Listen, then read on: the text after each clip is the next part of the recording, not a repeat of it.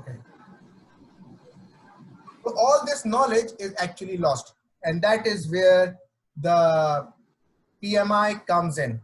That is where the PMI comes in. It comes in 1969. They have realized that the projects, the construction have started, project managers seeking recognition, project management work become as a profession. So making sure that we don't know, we don't lose the knowledge, making sure that we all start talking the same language when it comes to the project management. The body of knowledge, the project management came into being in PMI came into being in 1969 in the Georgia Institute of Technology. Changing world demands new tools. So the PERTs, CPMs, new profession, emerging information technology is completely changing the project management. I mean, how many of you could even think of project management or delivering a project sitting at home, files aside, about 3 months back? I mean, I've been working from home for last 2 years, and continuously it's a challenge. It's a fight between me and my company that how you could do it. But now it is a norm. Everybody is now actually looking for the people who could deliver the project from home because it is far more cost effective. And in terms of the tools that we have now, like Zoom is one of it, Trello is another of it. I have actually attended a session day before yesterday for Kanban for project managers. I mean, I couldn't even think that Kanban can be used for the project management around the world. People, if you are sitting in any part of the world, you have Trello, you can actually do it. No people know what is their next task. So this is all the project is changing, and that is why we are having new book every now and then. So when it comes to PMI has many certifications, and obviously the most prestigious one that they say, and their flagship product is Project Management Professional. If you are a business analyst, they have a PMI PBA, they have Project Management Program Management, they have Portfolio Management, Risk Management. If you are beginning your certification, then the ACP, the CAPM is there. And if you are Agile, they have Agile Certified Practitioner. Now, about a month back, they have just launched an absolute new product, which is called Disciplined Agile Practitioners. So in the PMP, we will look into it. It's a methodology that we have to use. Then we will see as a PRINCE, it's a framework. It's a prescription that you have to follow. Agile Scrum, Agile ACP, Agile Kanban, Agile programming, all this is Agile. But then as of now, Agile has one challenge that you can only work in one area. So if you have a Scrum, then you are a Scrum. If you have Safe Agilist, then you are Safe Agilist. So the new program that they are coming up, they are saying that you have a top at the PMI, at the Disciplined Agile, and you can use any methodology, which is actually their future process. The book 7 will stop talking about the processes. The book 7 will stop talking about the technicalities. The book 7 will start talking about the business value. The book 7 will start talking about that how you can deliver the value to the organization and to the sponsor rather than making sure that your processes are correct. So in the book 7, they are saying follow any processes that you want to use, but deliver the value. So we have 1.2 PMI certified around the world. Almost 1 million is the PMP certified people, and the 5 million copies of DM book. So it's a little old statistics, about 6 months old. So the numbers are increasing every day. Now you can actually sit at home and give the exam. The exam has changed a little bit, so we will go through it also. So you have explained the project. So what do you mean? What do you understand that the job of the project manager is? What do you do as a project manager? What is your understanding?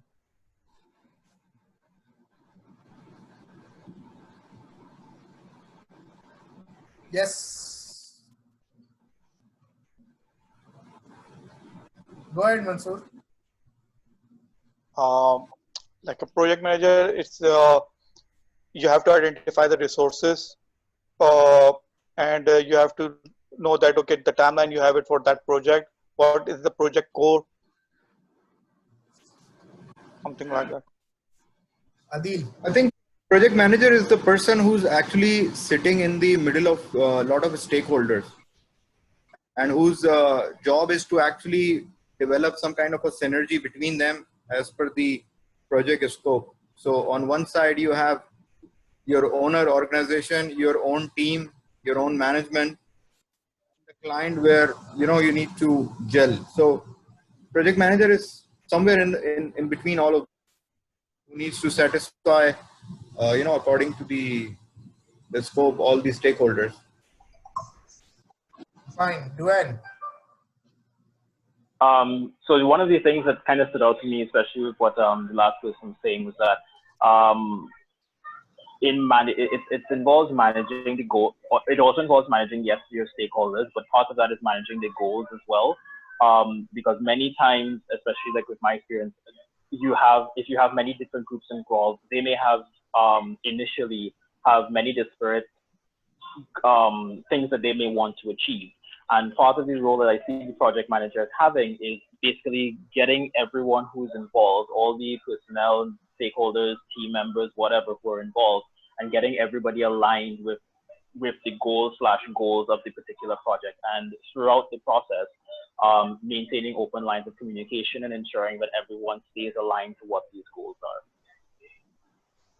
So the project manager for me is the most important person in an organization and most trustworthy person in an organization, because the sponsor, the person who has the money, the person who can dream, who has a vision, he's trusting this person with his money, with his dream, with his baby, that okay, now you can go and actually deliver it.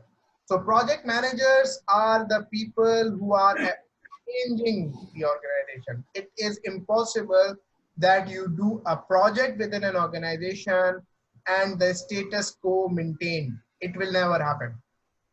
You are the people who always question the status quo, and that is why PMI calls you the change agent. They are organized, passionate, and goal oriented, who understand what projects have in common, their strategic role in how organizations succeed, learn, and change.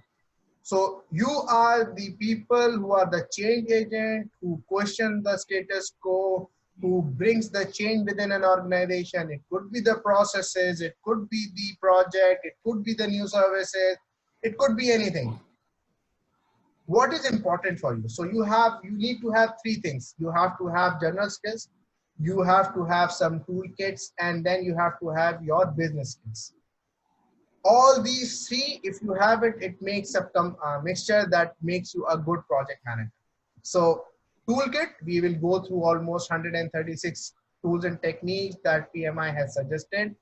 And you could see that all of those are not coming from the space, or they are not suggested for the reason of suggestions. They are in use. So I'm sure you all are member of PMI or not yet. I thought I'll be filling out the application.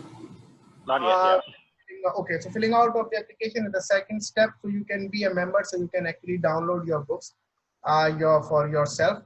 And then there are business skills, then there are general skills like your soft skills, your leadership skills, and as Adil has mentioned before, it's about communication. So communication is the most important part.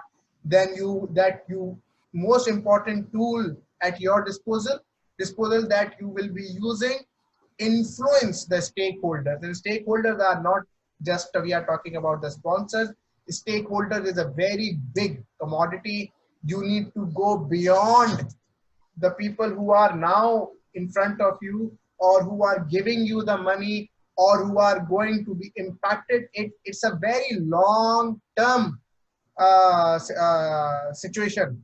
So take an example of an hotel. So who are the actual stakeholders of the hotel? Any idea? Who are the actual stakeholders of the hotel?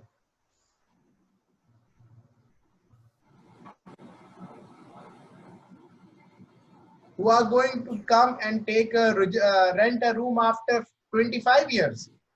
Those even are the stakeholders for you for today, for this project. So that is how the stakeholder definition is for the project manager.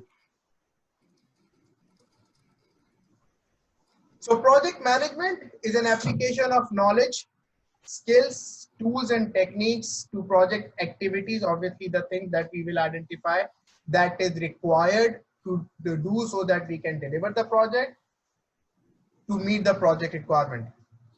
PMP is the most important industry recognized certification. It is a project management is a universal approach. The idea behind the guide is to guide you on the project management processes, practices, lexicons, which are generally recognized as a good practice.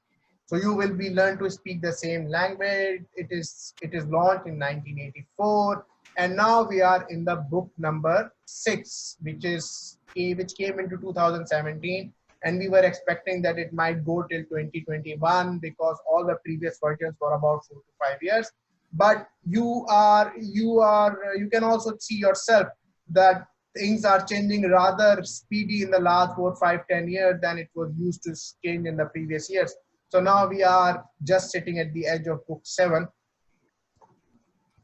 This is the book that we will be going through it. At this point in time, it is very important to understand that Agile is not part of our examination.